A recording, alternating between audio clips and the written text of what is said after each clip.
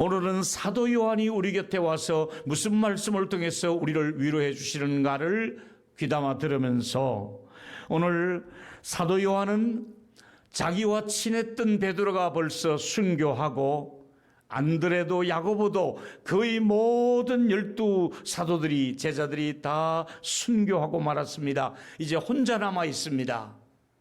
요한이 제일 오래 살았으니까 요한이 제일 오랫동안 외로운 시간을 지금 버티고 있으면서 요한은 다른 사도들이 기록하지 않은 것을 꼼꼼하게 기억력을 살려서 성령에 의존해서 말씀을 기록해 남겼습니다.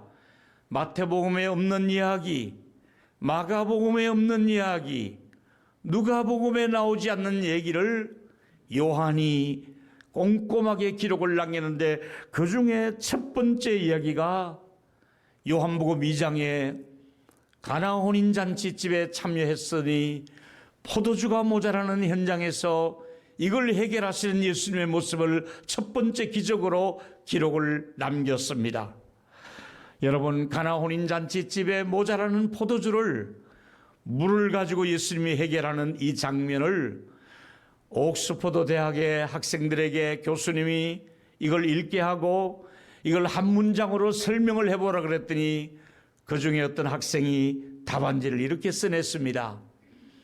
물이 주인을 만나니 얼굴이 붉어졌더라. 참 좋은 표현이라고 생각합니다. 생명의 주인이신 우리 주님이 물을 만나 그 물을 얼굴이 붉어지게 하는 포도주로 만들 수 있다는 것을 보여준 기적의 사건이 요한복음 2장의 사건입니다. 저는 이 설교를 준비하면서 두 가지를 준비한 게 있습니다. 첫 번째는 이 사건을 통해서 주는 요한의 메시지는 우리는 못해도 하나님이 하신다는 것을 분명히 보여준 기록입니다. 우리는 못합니다. 우리가 어떻게 물을 가지고 포도주를 만들 수 있겠습니까? 근데 우리는 못하지만은, 나는 못하지만은 우리가 믿는 예수님은 얼마든지 하실 수 있다는 것을 말씀해 주고 있습니다. 분명히 요한복음 2장 3절에 보니까 포도주가 떨어진지라. 예수의 어머니가 예수님께 이르되 저들에게 포도주가 없다고 말씀을 드립니다. 포도주가 없으니 당장에 어디서 구입할 수 있는 이런 시스템이 아닙니다. 마트에 가서 사올 수 있는 형편도 아닙니다. 어디 가서 갑자기 빌려올 수 있는 그런 상황이 아니었습니다. 이걸 목격한 마리아는 이제 예수님께 이 말씀을 드리고 이 문제를 해결하는 모습을 보면서 요한은 분명히 기억 속에 살아있는 것은 그때 당시의 상황은 참으로 난감했고 어쩔 수 없었는데 예수님은 이 문제를 해결하시더라. 그뿐인 줄 아는가? 우리 예수님은 소경의 눈을 뜨게 하시더라. 안전뱅이를 일으키시더라. 야이로의 딸을 살리시더라. 아니 나사로의 죽음에 오셔서 우시더니 나사로도 살리시더라.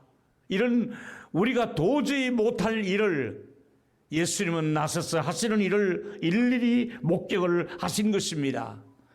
또 하나 요한이 기록을 놓치지 않고 남겼던 또 하나는 요한복음 8장에 간음하다가 현장에서 여인이 체포되어 왔습니다. 율법대로 하면 돌로 쳐서 죽여야 되는데 예수님 당신 같으면 이런 여인을 어떻게 했으면 좋겠어 하고 예수님을 시험할 목적으로 이 여인을 예수님 앞에 집어던졌습니다. 예수님은 이 여인을 보시다 말고 땅바닥에 글을 쓰셨고 일어나시며 하시는 말씀이 너희 중에 죄 없는 자가 먼저 돌로 치라는 유명한 말씀을 남겼고 모두가 자리를 떠났을 때 예수님도 이 여인에게 나도 너를 정죄치 아니하노니 하는 말씀으로 이 여인의 생명을 살려주시는 예수님의 모습, 그 누구도 이 문제를 해결할 수 없을 때 예수님은 나셔서 이 여인을 살려주는 이 사건, 하나님의 엄청난 사랑을 우리에게 현장에서 보여주고 있지 않습니까? 또 하나 다른 제자들이 기록하지 않는데 기록한 유명한 사건이 바로 요한복음 21장 15절에 갈릴리 바닷가의 아침 조찬입니다. 그가 조반 먹은 후에 예수께서 시몬 베드로에게 이르시되 요한의 아들 시몬아 네가 이 사람들보다 나를 더 사랑하느냐고 사랑을 확인합니다. 이때 베드로가 대답합니다. 내가 주님을 사랑하는 줄 주께서 하십니다. 베드로에게 부탁합니다. 내 어린 양을 먹이라고 말씀하고 있지 않습니까? 주일학교 교사 여러분, 셀리더 여러분, 우리 부사역자인 저와 여러분들, 우리가 할 일이 무엇입니까? 이제 어린 양들, 또 우리가 셀리더들을 만나보니까 모두가 부상병이고 낙오자가 되고 모두가 길을 잃고 있는 번아웃되어 있고 모두가 패배주의에 물들어 있는 셀원들을 이제는 일으켜야겠다. 더 이상 이 전선이 이렇게 더 주저앉아서는 안 되겠다. 우리 주일학교가 더 이상 이렇게 방치돼서는 아니 되겠다 싶어서 복귀 명령을 이번 주일에 제가 내리고 있는 것입니다. 결혼식장에 참석해 보니 모자라는 포도주를 예수님이 해결하는 것을 요한은 보았습니다. 그 예수님은 마지막 십자가에 처참하게 돌아가시는 장면까지 요한은 다 목격을 했습니다. 그러면서 요한은 예수님이 기록을 남겼던 이 모든 기적의 사건을 왜 내가 기록으로 남긴 줄 아느냐? 기록의 목적, 성경 66권의 기록의 목적을 성경 자체가 답을 주고 있는 말씀이 있습니다. 그게 바로 요한복음 20장 31절입니다. 오직 이것을 기록함은, 이런 모든 기적들을 기록한 것은 너희로 예수께서 하나님의 아들 그리스도이심을 믿게 하려 함이요 뿐만 아니라 또 너희로 믿고 그 이름을 힘입어 생명을 얻게 함이라. 두 가지를 말씀하지요. 예수님은 하나님의 아들이신 것을 믿게 하려고 기적을 베푸셨고, 예수님의 이름을 믿음으로 생명을 얻게 하는 목적으로 성경을 기록했고 기적의 사건을 기록했다고 말씀하고 있는 것입니다. 물이 변하여 포도주로 만드는 사건은 하나님의 아들 되신 것을 정명으로 보여주셨고, 하나님의 아들은 생명을 주신 분이라는 것을 요한복음 8장에서 가늠한 여인에게도 보여주셨고, 제자들이 고기 잡고 있는 티베라 바닷가에서 아침을 먹이시면서 제자들에게 다시 말씀해 주신 부분들이 바로 나는 부활의 주요 살아계신 하나님의 아들이시라는 것을 말씀하시며 새로운 사명을 맡기시는 모습을 우리가 볼 수 있습니다. 우리가 믿는 예수님이 어떤 분이십니까? 생명을 주시기 위해서 오셨다고 말씀합니다. 요한복음 10장 10절에 보니까 도적이 온 목적은 도적질입니다. 지금 이 나라에 많은 사람들이 땅 도둑을 하고 돈을 도둑질해서 난리가 났습니다. 뭐 합법적이지만은 사실은 그게 합법을 가장한 전부 도둑질 아닙니까? 뿐만 아니라 예수님이 오신 목적은 도적질하는 것이 목적이 되다 보니까 죽이고 빼앗고 이런 것을 하지만은 나는 생명을 얻게 하려고, 더 풍성한 생명을 얻게 하려고 예수님이 이 땅에 오신 목적은 우리에게 영원한 생명을 주시려고 오셨다는 것을 믿기를 축원합니다. 생명을 주시려고 오신 분이십니다. 여러분, 우리가 예수 믿을 때 어떤 결과가 있습니까? 생명을 얻게 된다 이 말이지요.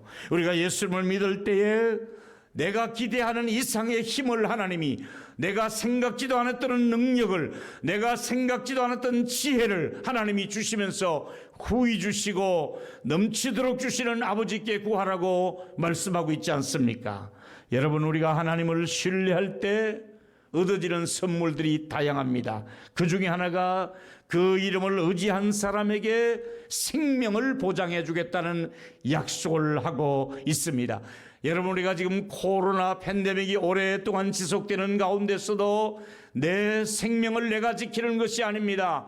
방역 당국에서 내 생명을 지켜주는 것이 아니라 내 생명을 생명싸개로 감싸고 계시는 예수님의 손에 생사 화복이 달려 있습니다. 예수님이 내 생명을 책임지고 있습니다. 할렐루야. 우리는 예수님께 내 생명을 의지하며 더 풍성한 생명을 주실 것을 약속했으니 예수님을 따라가야, 예수님을 믿어야 이 놀라운 은혜를 힘입을 수가 있습니다. 분명한 것은 예수님께서 어떤 일이 있어도 내가 너희들을 떠나지 않겠다, 너희들과 함께 하겠다고 했으니 이 코로나가 진행되는 중에서도 우리는 마태복음 28장 20절의 말씀을 믿으면 됩니다. 뭐라고 말씀하고 있습니까? 내가 너에게 분부한 모든 것을 가르쳐라. 교사 여러분, 우리 가르쳐야 됩니다. 셀리더 여러분, 가르쳐라. 지키게 하라. 볼지어다 어떻게 합니까? 내가 세상 끝날까지 항상 너희와 항상 함께 있으리라. 뭘 약속하고 있습니까?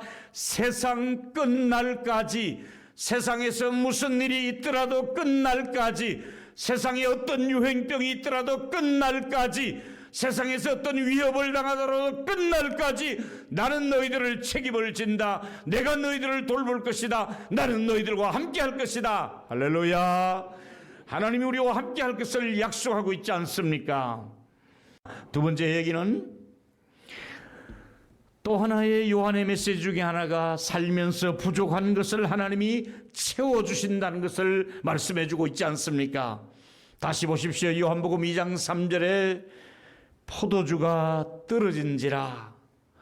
넉넉했으면 얼마나 좋겠어요? 먹고 싸가지고 갈 정도로 남았으면 얼마나 좋겠어요? 근데 문제는 모자라는 거예요. 포도주가 떨어졌어요. 이때 예수님의 어머니는 예수님께 포도주가 없다는 말씀을 드리고 있지 않습니까? 예수님 어머니 마리아의 입장에서는 이 집의 연회장이 해결할 수도 없고 주인들도 그리고 이 주변 사람들이 해결할 수 없지만은 예수님은 하실 것이다, 이 믿음을 가지고 있었습니다. 예수님이 분명히 지금 이 가정의 문제를 해결할 수 있을 뿐이다 생각하고 있습니다. 지금 마리아는 무엇을 보고 있습니까? 항아리에 포도주를 빡빡 끌고 내고 있습니다. 이제 거의 다 됐습니다. 항아리통을 기울여서 마지막 단지를 다 이제 퍼내고 있는 모습을 본 겁니다. 이걸 보다 말고 하인들에게 부탁을 합니다. 내가 예수님께 말씀을 드려놨으니 그분이 무슨 말씀을 하든지 그대로 하라고 5절에 당부를 합니다. 그 어머니가 하인들에게 이르되 너희에게 무슨 말씀을 하든지 그대로 하라. 그대로 하기만 하면 된다는 메시지가 우리가 받을 메시지인데요, 저는 목사니까 하나님의 말씀하실 때 제가 그대로 하겠습니다. 사랑하는 우리 장로님들, 말씀하시면 그대로 하면 됩니다. 우리 셀리더 여러분, 교사 여러분, 아무리 우리 환경이 어려워도 그대로 하기만 하면 우리 하나님이 기적을 베풀어 주시고 능력을 베풀어 주시고 보호할 줄로 믿습니다. 채워주실 줄 믿습니다. 그대로 하기만 하면 됩니다. 하인들이 할 일은 자기들이 머리 쓸 필요가 없습니다. 그냥 하기만 하면 됩니다. 어떻게 합니까? 2장 7절에 그 항아리에 물을 채우라 하니까 아귀까지 찰랑찰랑 넘칠 정도로 가득 채웠습니다. 그냥 조금 힘들어도 채우는 거예요.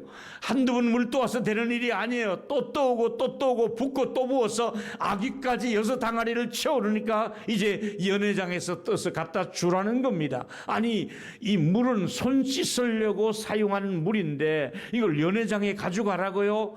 묻지 말고 갖다 드리는 겁니다. 시킨 대로 합니다. 어떤 일이 일어났습니까? 9절과 10절에 기가 막힌 기적이 일어났잖아요. 연회장은 물로 된 포도주를 맛보고도 어디서 났는지 알지 못하되 물돈 하인들은 알더라. 연회장이 신랑을 불러 말하되 사람들마다 먼저 좋은 포도주를 먹이고 나중에는 질이 낮은 것을 싸구려 그걸 그냥 먹고 가라고 내놓는데 좋은 것 먼저 주고 나중에 좋지 않은 것을 주는데 이 집은 좋은 것을 주니까 지금 나온 포도주가 어디서 났느냐, 어디다 어떻게 숙성을 시키고 어떻게 보관했기에 이렇게 좋은 것을 주느냐, 이렇게 말을 합니다. 여러분, 여기서 잔치집의 분위기를 한번 생각해 보십시오. 이 얘기가 들려오자마자 아마 마리아도 저도 한 번 더 먹을게요, 한 잔 더 주세요. 옆에 있던 다른 제자들도 저희들도 한 잔 더 하고 갑시다. 좋아요, 드세요. 여유가 있어요. 온 나사렛 사람들, 가나의 잔치에 참여했던 모든 사람들이 야, 새로 나오는 게 더 맛있다면서요, 저도 한 잔 주세요, 더 먹읍시다 하고 막 잔에 축배를 들기 시작할 때에 여러분이 그 자리에 계시면 어떻게 하시겠어요? 저도 한번 먹고 싶어요. 저희들도 한번 먹고 싶으네요. 우리도 더 주세요. 얼마나 잔치집의 분위기가 살아나고 축제입니까? 저는 이제 다다음 주이면 우리 교회가 창립 33주년을 맞이하게 됩니다. 어쩌다가 이제 몇 사람이 예배드리는 이 우울함에서 벗어나서 우리 방역은 지키더라도 우리 모두가 다 하나님께 나와서 축배를 들 수 있는 축제의 자리가 될 수 있도록 더 좋은 일을 기대하면서 우리 함께 모여 하나님께 영광을 돌리는 그런 날이 올 줄로 믿습니다. 빌립보 4장 6절은 분명히 말씀하고 있습니다. 아무것도 염려하지 말라고 말씀하고 있습니다. 여러분 계속해서 염려하고 있지요. 코로나 때문에 염려하고 있지요. 확진될까봐 염려하고 있지요. 저도 합니다. 그래서 마스크도 낍니다. 그러나 성경은 뭐라고 말씀하고 있습니까? 염려하지 말고 기도해라, 감사해라. 우리 이번 주간에도 기도하고 감사하면 하나님이 어떤 결과를 주십니까? 4장 19절입니다. 얼마나 멋진 메시지입니까? 나의 하나님이 그리스도 예수 안에서 영광 가운데 풍성한 대로 너희 모든 쓸 것을 채우시리라. 이번 주간에도 우리 교회와 여러분의 자녀들에게, 우리 선교사님들에게 모든 쓸 것을 채우시는 역사가 있기를 축원합니다.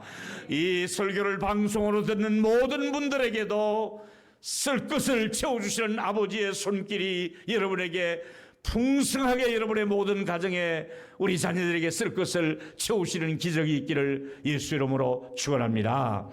마리아에게 배울 것은 포도주가 없다, 빨리 집에 돌아가자, 이런 반응을 보이지 않았습니다.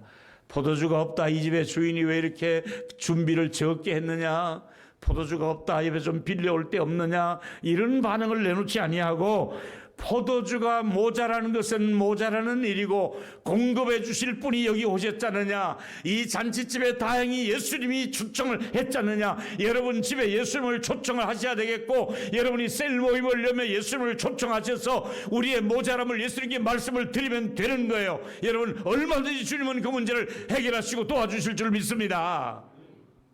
얼마 전의 일입니다. 집에서 설교 준비를 하고 있는데 저희 딸이 엄마에게 전화를 합니다. 엄마, 나 학교에 갔다가 근처에 일이 있어 왔는데 점심은 엄마 집에 가서 먹어도 돼? 하고 전화가 옵니다. 엄마가 뭐라 하겠습니까? 야, 이 수락산 근처에 음식 식당 많다, 아무데나 한 그릇 먹고 가라, 이럴 사람으로 생각합니까? 어서 온나, 어서 오너라. 그 전화를 끊고 엄마는 냉장고에서 있는 거 다 끄집어내고 또 끓이고 또 렌지에 데우고 가득 차려놓고 와서 딸은 손을 씻고 먹으면서 아우 맛있다, 엄마께 맛있다. 아침도 제대로 못 먹고 출근했던 딸이 막 맛있게 먹습니다. 그걸 내가 앉아서 물끄러미 바라보다가 그 맛있게 먹는 음식을 보고, 여보, 이건 내가 먹으려고 남겨놓은 건데 왜 얘를 줘? 이건 내 거잖아. 내가 그럴 아버지입니까? 여보, 이거 더 남은 거 없어? 얘 갈 때 이거 좀 싸가지고 가라 그래. 손녀하고 우리 그 장수방 먹도록 이거 좀 더 싸. 이 아이가 다 먹기도 전에 아직 숟가락질을 하고 있는데도 친정 엄마와 아버지는 싸가지고 갈 걸 챙기는 게 아버지 어머니의 마음이잖아요. 하나님은 지금 여러분이 사용하고 있는 것이 있는데도 더 주시려고, 여러분들이 지금 누리고 있는 곳에다가 더 주시려고 얼마든지 준비를 하고 있다 이 말이지요. 할렐루야. 누가복음의 11장에 보니까 그렇게 말씀하네요. 11절에 보니까 너희 중에 아비된 자로서 누가 아들이 생선을 달라 하면 생선 대신에 뱀을 줄 아버지가 어디 있겠느냐. 심지어 너희가 악할지라도 자식에게만큼은 좋은 것을 줄 알거든. 하물며 너희 하늘에 계신 아버지께서는 구하는 자에게 좋은 것을 주지 않겠느냐? 성령을 주지 않겠느냐? 구하는데 내가 왜 안 주겠느냐? 저렇게 맛있게 먹는데 내가 왜 안 싸주겠느냐? 이게 아버지의 심정 아니겠습니까? 저는 이 설교의 제목을 내놓고 한 달 전부터 눈물이 제목만 생각하면 제 안에 눈물이 돌기 시작하더라요. 그래, 우리 교인들의 형편을 아버지가 아시지요. 제 형편을 아버지가 아시지요. 우리 자녀들의 형편을 아버지가 아시지요. 힘들어 지쳐 있고 오랫동안 교회를 나오지 않는 우리 식구들의 형편을 아버지가 아시지요. 내 모든 형편을 아버지가 아신다고 생각하니까 아버지는 우리에게 너는 권한이 없다. 너는 물로 포도주를 만들 수 있는 실력이 없다마는 나는 할 수가 있다. 나는 얼마든지 할 수가 있다. 물 가지고 포도주를 만들 수도 있고 보리떡 5개 가지고도 5,000명을 먹일 수가 있다. 너희들은 못하지만 나는 할 수가 있다. 그러면서 예수님이 하실 것이다. 예수님이 우리를 주실 것이다. 이 생각으로 저는 오늘도 이 말씀을 전하면서 사랑하는 여러분, 우리 주님이 오늘 저와 여러분 곁에 오셔서 분명히 말씀합니다.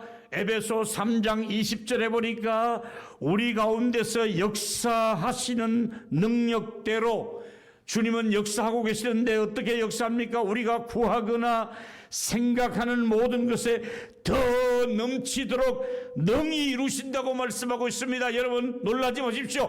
여러분이 구하거나 생각하는 것보다 더 넘치도록 주시는 아버지라는 것을 믿기를 바랍니다. 저는 교회를 시작할 때 이만큼 주실 줄 상상도 못했습니다. 언제 빌딩에서 벗어날까? 언제 상가에서 벗어날까 생각했는데 하나님께서 내가 생각했던 것보다 넘치도록 언제나 더 주셨습니다. 지금까지도 주셨습니다. 앞으로도 더 여러분과 여러분의 가정과 자녀들에게 더 넘치도록 주실 분이 우리 아버지이신 줄로 믿기를 바랍니다. 더 넘치도록 주십니다. 넘치도록 주십니다. 예수님이 어떤 분이십니까? 더 넘치도록 주고 싶은데 우리는 그릇이 적어서 이렇게 이것을 넘치도록 받지 못할 때가 있지 않습니까? 이제 말씀을 줄여야 되겠습니다. 이렇게 결론을 준비했습니다. 우리 모든 형편을 아시는 분이 우리 곁에 계십니다. 3가지 말씀했습니다. 첫째로 낙심하지 맙시다. 우리는 못해도 하나님이 하신다는 것을 믿으시기를 축원합니다. 따라했으면 좋겠습니다. 나는 못해도 하나님이 하십니다.